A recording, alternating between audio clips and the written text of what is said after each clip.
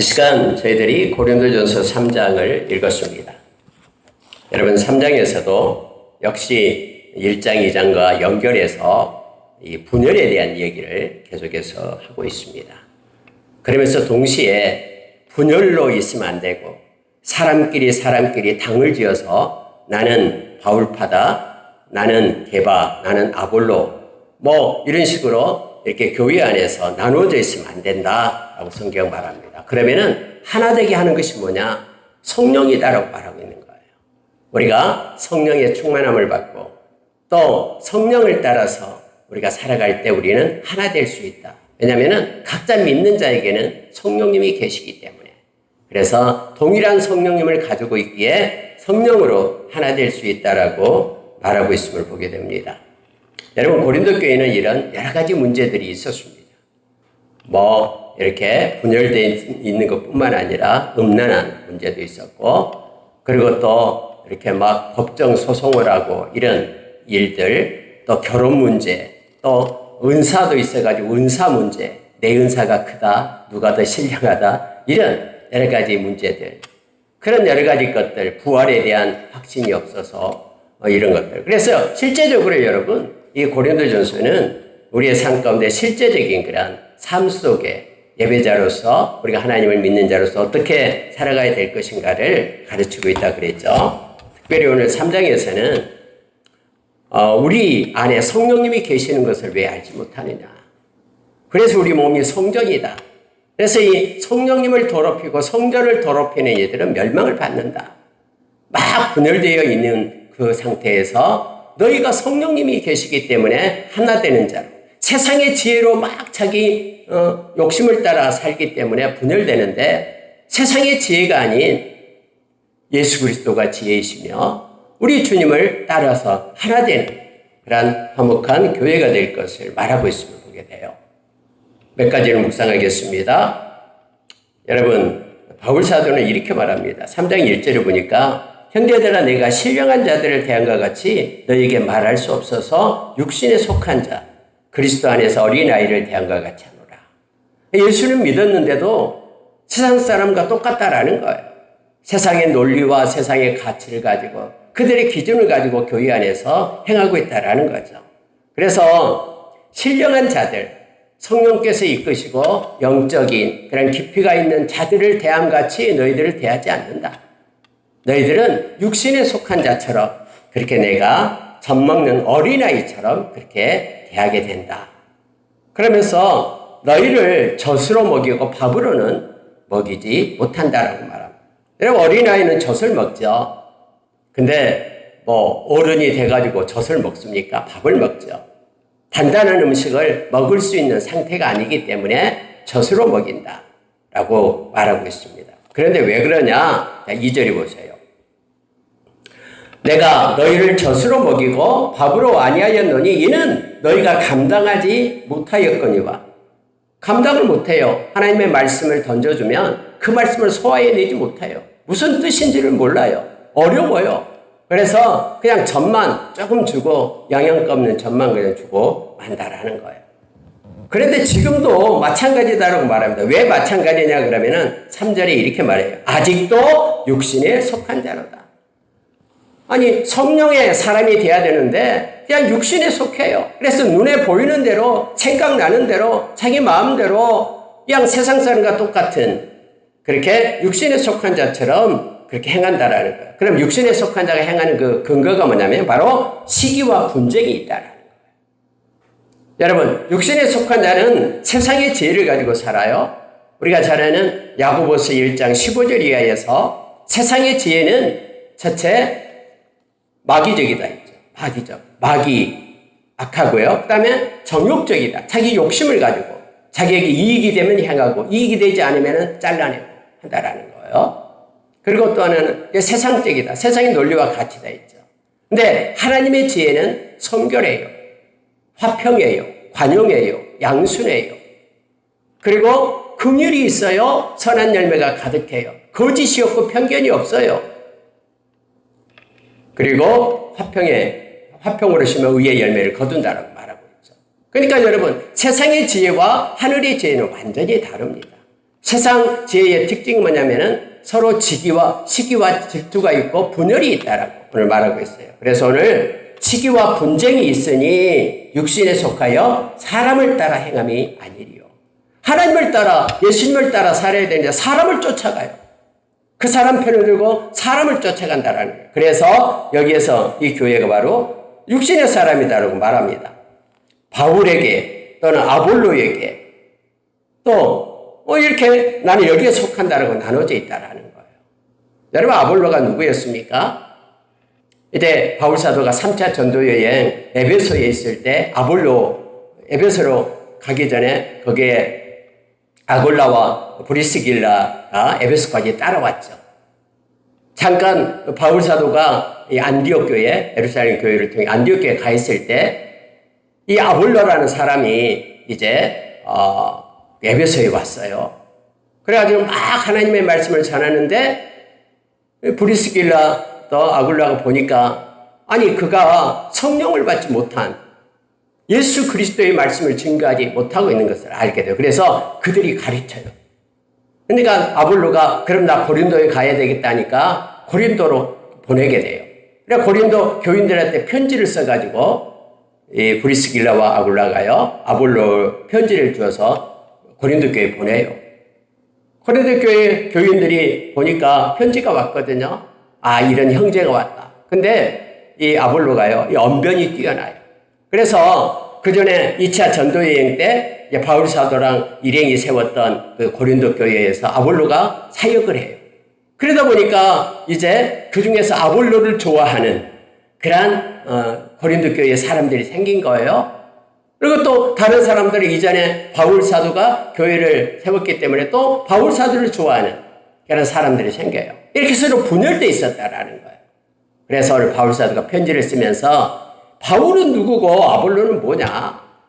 그들은 이렇게 말합니다. 자, 5절 보세요. 그런즉 아볼로는 무엇이며 바울은 무엇이냐? 그들은 주께서 각각 주신 대로 너희로 하여금 믿게 한 사역자들이다.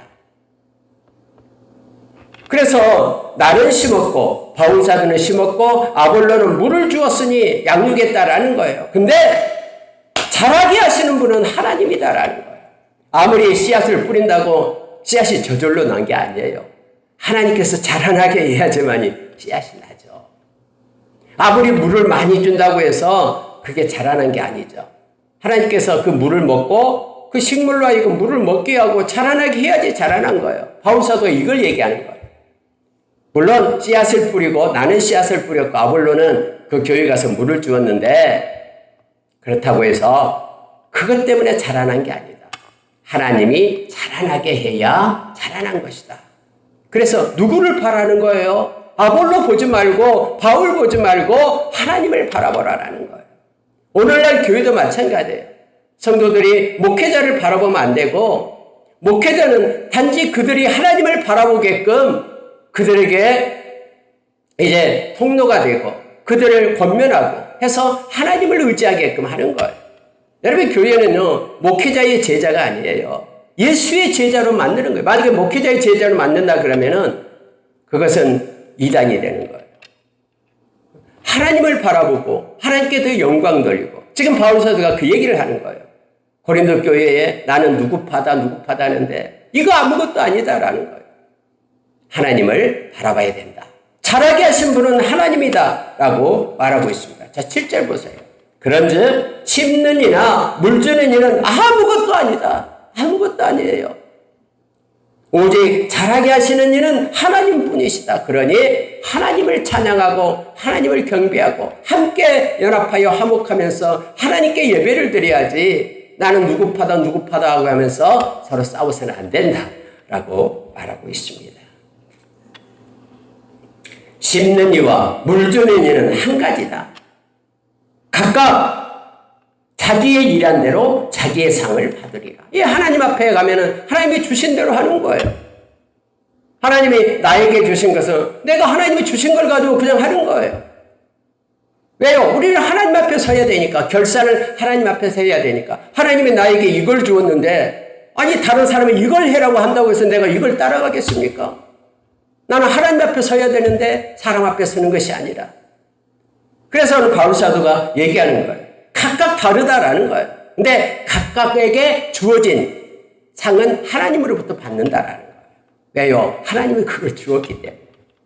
그래서 여러분, 오늘날에도 각각 교회에서도 마찬가지예요. 이런저런 목회자들이 다 있어요. 그런데 그들은 하나님이 주신 걸 가지고 그냥 하는 거예요. 저 목회자는 저렇게 하니까 당신도 이렇게 하시라고 말할 수 없는 거예요. 각자에게 주신 것이 다르기 때문에. 그래서 오늘 바울 사도가 그렇게 말하고 있는 것입니다. 심는 이와 물 주는 이가 다 하나님 앞에서는 한 가지예요. 그러나 각각 자기가 일한 대로 자기의 상을 받으리라 라고 말합니다. 여러분, 예수 믿는 모든 사람들은 각자 부르심의 소망이 있어요. 소명이 있어요. 소명. 그래서 부르심의 소명을 우리가 눈을 밝혀서, 그 마음의 눈을 밝혀서 그걸 알아야 되죠. 하나님 우리를 이 땅에 보내실 때에 각자에게 달란트를 주어서 보냈어요. 그러나 모든 믿는 자에게 있어서 동일하게 주어진 달란트가 뭐냐 그러면 화목의 직분이에요. 하나님의 자녀들에게 뿐만 아니라 예배자예요. 제사장으로 불렀다고 얘기하죠. 거룩한 제사장, 왕 같은 제사장. 이 말은 예배자로 부른 거예요. 그래서 우리는 하나님 앞에 결산할 때에 예배를 드린 것 가지고 결산해야 돼요. 믿음의 예배를 드렸냐는 거죠. 믿음으로 살아가야 되는 것은 다 똑같아요. 예수 믿는 모든 사람. 그래서 주님 앞에 섰을 때에 믿음으로 살았냐에 대해서 주님께서 우리에게 상을 주시고 영광을 주시고 존귀케 하신다고 말하잖아요. 자, 여러분, 9절에 보시기 바랍니다. 우리는 하나님의 동역자들이요. 이렇게 표현해요. 그러니까 우리는 이 말은 아볼로이든 아니면 바울이든 게바이든 다른 여러 가지 사도들이든 모두가 다 하나님의 동역자라고 얘기합니다. 동역자가 뭡니까? 함께 일하는 사람을 동역자라고 얘기하죠. 예수 믿는 저와 여러분은 주님과 함께하는 사람들이에요. 주님께서 수고하고 무거운 짐진 자들아 다 내게로 오라. 내가 너희를 쉬게 하리라 하면서 우리를 불렀어요. 그래서 내 멍에를 메고 내게 배우라. 주님의 멍에 아래 우리가 들어가는 거예요. 주님과 함께 멍에를 메고 같이 인생을 가는 거죠. 이게 동역자예요. 동역자. 함께 일하는 동역자.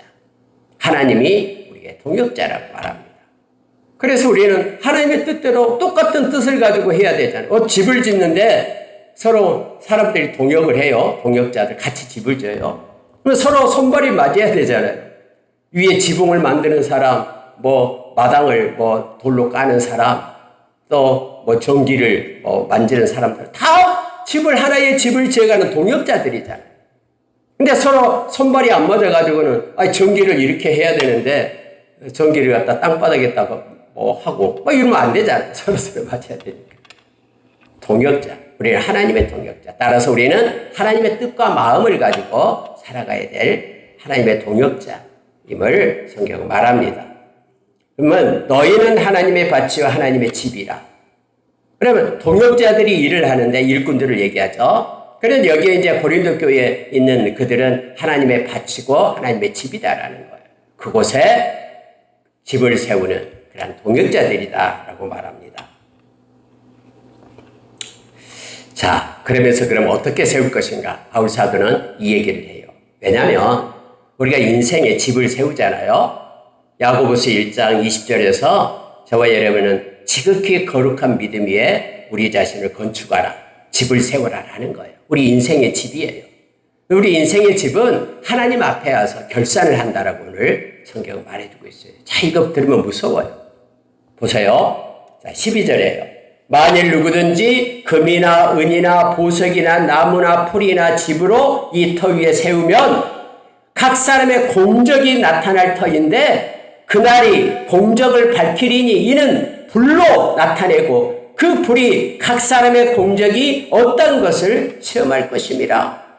우리 인생 끝나고 하나님 앞에 섰으면 우리가 그냥 하나님 앞에 가는 게 아니라 이 땅에서 살았던 삶을 가지고 하나님 앞에 쫙 펼쳐요. 이게 공적이라는 거예요. 근데 하나님께서 오늘 보니까 우리 주님께서 불로 공적을 시험을 한대요. 그럼 이 세상에서 뭘로 살았냐?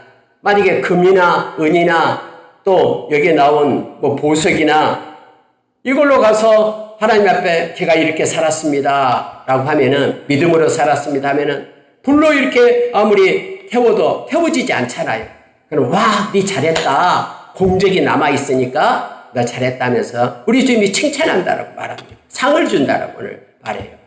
아니 근데 이 세상에서 열심히 삶을 살았는데 이 세상에 행하는 것들이 나무나 뭐 집이나 풀 이런 걸 가져가서 하나님 앞에 저 이렇게 살았습니다 딱 놓는데 불이 와서 이렇게 태운데 다 타버리죠. 나무도 타고 풀도 타고 집도 타고 막 다 타버려요. 그러면은 오늘 성경에 그렇게 말합니다. 그는 해를 받는다. 하나님 앞에서. 하나님 앞에서 징계를 받아요. 그래서 여러분, 우리가 이 세상을 어떻게 살아가느냐가 중요하다라는 걸 알게 돼요. 여기서 금이나 은이나 또는 보석이나, 근데 성경은 베드로전서 1장 7절에서 금보다도 더 귀한 게 있다라는 거예요. 불에 타지 않는. 그게 믿음이다라고 얘기하는 거예요. 믿음은 없어지지 않아요. 그래서 믿음은 존귀하게 공적으로 남아요. 어렵고 힘들 때에 내가 주님의 말씀을 믿고 주님을 의지하면서 살아가는 것이 믿음이에요. 기쁠 때 주님이 나에게 이와 같은 은혜를 베풀었다고 하면서 하나님을 찬양하고 경배하는 것이 믿음이에요. 그래서 얼마나 이렇게 하느냐. 정말로 세상은 여러 가지 일이 많잖아요. 하루에도 수없이 여러 가지 일이 많이 나타나요. 그럴 때 우리는 조심해야 돼요. 우리가 그걸 어떻게 믿음으로 그걸 바라볼 것인가. 이게 중요해요.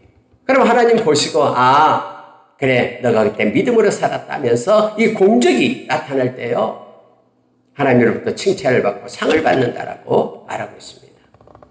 여러분, 그래서 중요한 게 뭐냐면 양보다는 질이에요. 여러분, 아무리 큰 집을 만들었어요. 막 엄청나게 큰 집 만들었어요. 근데 그게 나무나 풀로 만들었다면 불이 와서 쑥 태워버리면 다 타버리잖아요. 아무리 크면 클수록 불은 더 잘 타요. 근데 아무리 적은 거라도요, 그걸 갖다가 금이나 은으로 만들었다면 그러면은 타지 않잖아요. 그거 남아있잖아요. 그래서 우리가 이 세상에 살아갈 때에 어떤 엄청나게 큰 것, 많은 것보다도 적은 것이라도 하나님 앞에 합당한 그런 모습으로 사는 것이 중요합니다. 많은 돈을 가지고, 하나님 많은 돈을 주면은 이 재물을 가지고 이제 어떻게 할 것인가 중요하잖아요. 이거 하나님 앞에 결산해야 되기 때문에 하나님이 나에게 적은 돈을 줬어도 그걸 적은 돈을 하나님의 뜻에 잘 합당하게 사용했으면 하나님 앞에 이렇게 공적 시험 받을 때 남아있는 거예요. 그래 아무리 많은 돈을 줘도 그것이 만약에 나무나 집처럼 그렇게 화랑방탕하게 썼으면 그것은 다 불타버리고 없어지는 것이죠. 그래서 우리가 양보다는 하나님 앞에 깊이 있는 질을 가지고 사랑도 깊은 사랑을 가지고 하나님 앞에 나가야 됨을 깨닫게 합니다. 자, 여러분 15절 보세요. 누구든지 그 공적이 불타면 해를 받으려니 그러나 자신은 구원을 받되 불 가운데서 받은 것 같으리라. 이건 여러분 예수 믿는 사람에게 지금 말하고 있는 거예요. 지금 바울 사도가 고린도 교회, 예수를 믿는 교회에 지금 말하고 있는 거예요. 그래서 예수를 믿기만 하면은 이제 구원은 받아요. 받긴 받는데 그의 삶이 이처럼 공적을 나타낼 때에 이처럼 하나님 보시기에 아름답긴 것도 다 불에 타고 그러면은 이제 해를 받으면서 하나님의 책망을 받으면서 구원은 받긴 받되 그래서 불 가운데서 구원을 받는 것과 같을 것이다 라고 성경은 말해주고 있음을 보게 됩니다. 그래서 여러분 여기까지 이제 바울 사도가 고린도 교회를 향하여 사람을 보지 말고 하나님을 보라. 무슨 아볼론이 무슨 게반이 바울판이 이렇게 분열되면 안 된다. 이것은 사람을 쫓는 지혜다. 사람을 바라보는 것이지 하나님 바라보는 게 아니다.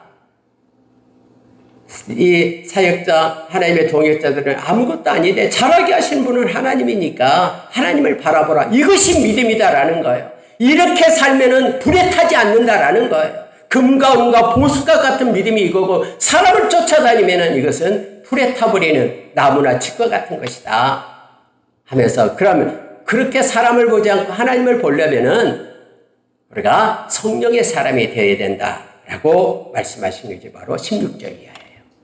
그래서 이렇게 말합니다. 너희가 하나님의 성전인 것과 하나님의 성령이 너희 안에 계시는 것을 알지 못하느냐.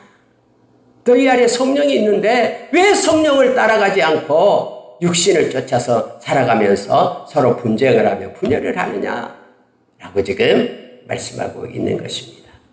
누구든지 17절입니다. 하나님의 성전을 더럽히면 하나님이 그 사람을 멸하시리라.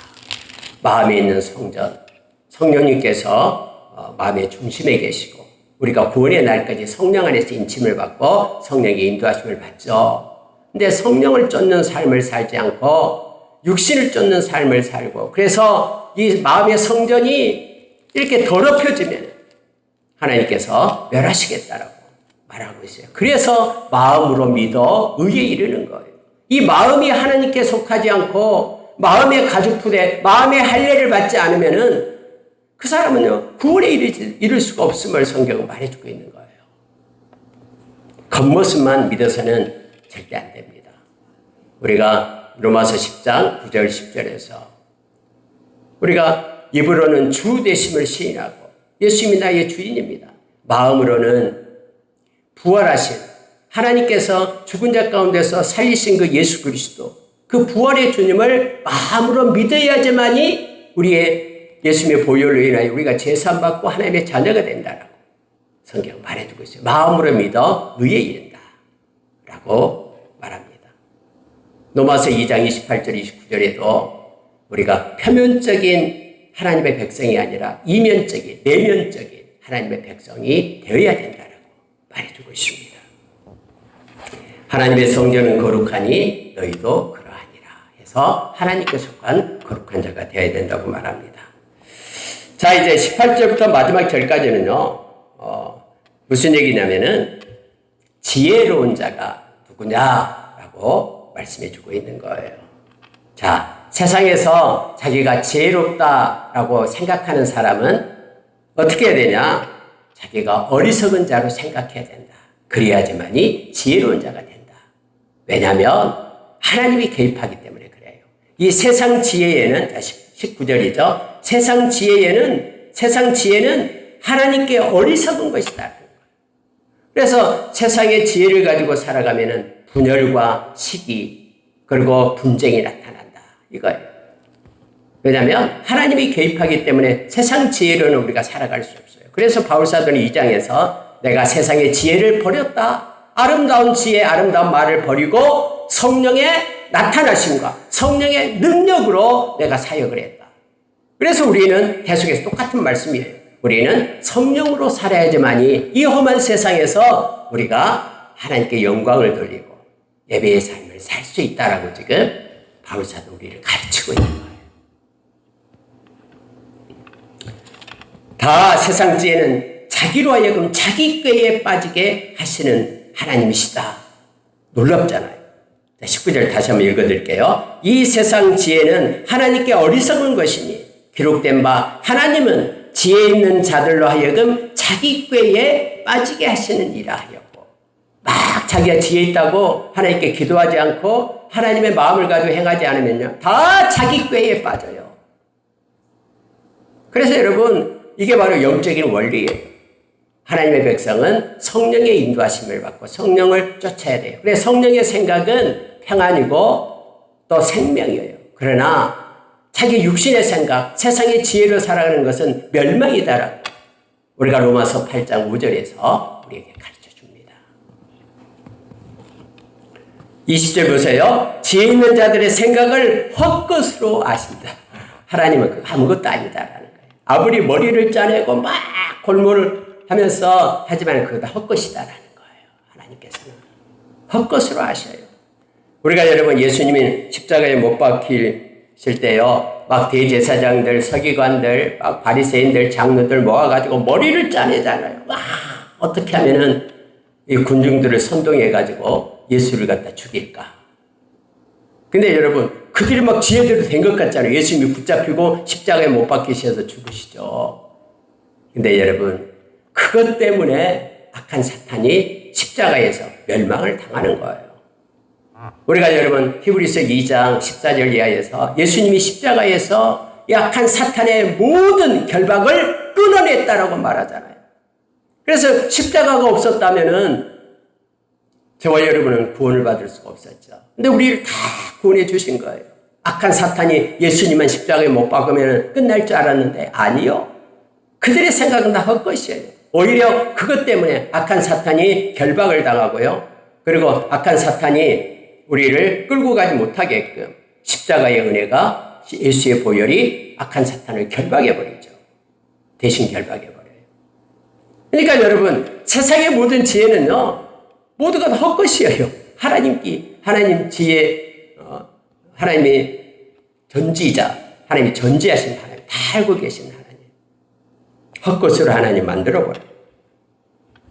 그러니 세상의 지혜를 따르지 말고, 그래서 내가 잘났다, 네가 잘났다면서 막 어떤 사람의 리더를 따르지 말고 하나님만을 따르는, 하나님의 지혜로 살아가는 너희들이 되어라 라고 오늘 말씀해 줍니다.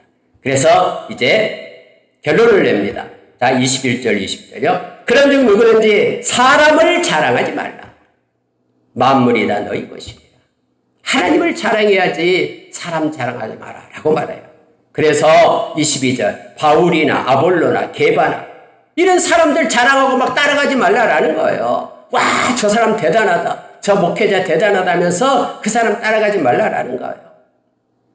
다 예수 그리스도의 제자로 인도함을 받고 하나님을 따르는 그러한 통로가 되는 그러한 동역자들이 될 것을 말해주고 있어요. 생명이나 사망이나 지금 것이나 장래의 것이나 다 너희 것이요. 이건 하나님이 다 너희에게 준 것이다라는 거예요.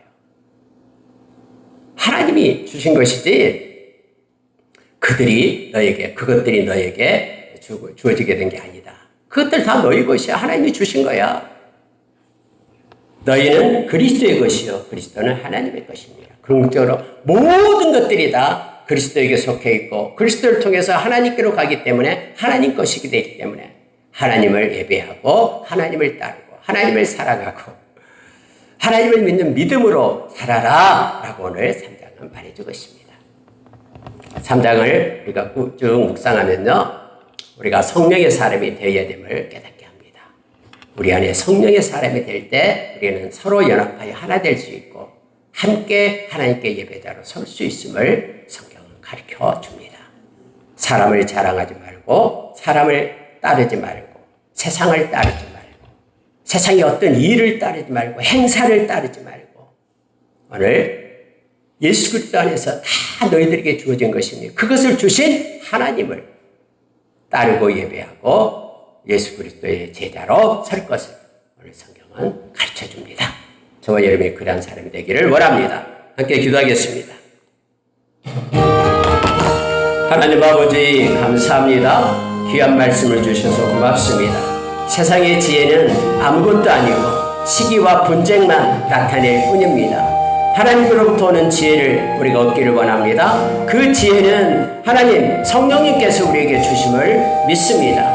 우리가 성령 안에서 하나 되게 하여 주시고 성령이 이끄시는 삶을 살아 하나님 주님 앞에 공적을 심판받을 때 하나도 불의 탐이 없이 아름다운 공적, 금과 은과 보석의 공적, 그것보다 더 귀한 믿음의 공적을 남겨 하나님께 영광 돌리고 상을 받는 우리 모두가 다 되게 하여 주시옵소서. 어리석어서 육신에 속한 자처럼 젖만 먹지 말고 하나님의 말씀을 먹고 힘있게 일어나 하나님의 사역을 감당할 수 있도록 도와주시고 우리 안에 성령이 계시며 우리가 성전임을 기억하며 거룩하고 깨끗한 성전으로 믿음으로 살아 하나님께 영광 돌리는 우리 되게 하여 주시옵소서. 이스라엘 이곳에서 예배하는 이들 또 이 말씀을 듣고 원격으로 예배하는 이들 모두에게 하나님의 은혜를 주시고 인생의 끝자락에서 주님 만날 때 착하고 충성된 종이라고 하나님 앞에 믿음으로 살았다라고 하나님과 공적으로